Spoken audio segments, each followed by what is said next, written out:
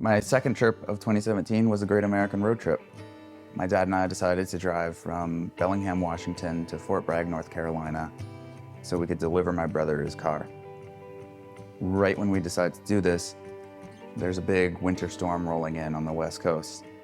And my brother's car is a 2005 Jetta with street tires. It's not really built for snow driving. But it was the only time that we all had available to make this happen. So my dad and I hopped in the car late at night and hoped that we could try and outrun this thing. 5-6 hours into our journey, and it's apparent that we're right in the middle of this thing.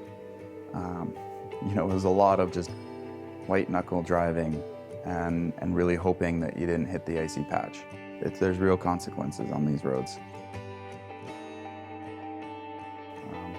For example, when we got into Denver, the road was complete ice. And we decided that we should really stop because there was no hope of regaining traction. And I think in the morning when we woke up and we're driving out of Denver and you're seeing nothing but flipped over, wrecked cars on all sides of the road, you're incredibly grateful that you made that decision based on your gut instinct. I think this journey to me was more about the relationship with my father.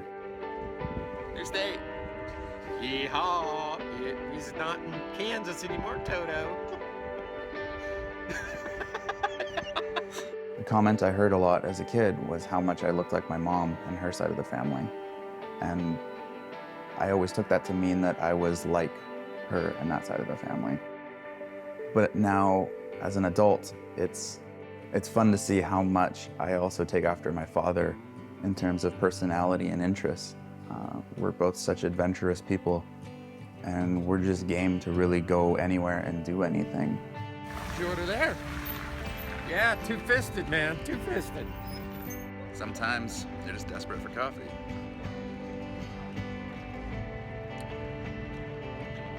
As we get through the Rocky Mountains, you're greeted with these old images of America. Oil pumps, horses roaming in giant pastures.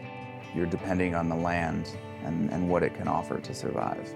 Seeing this old vision of America reminded me of the journey people took to set these places up.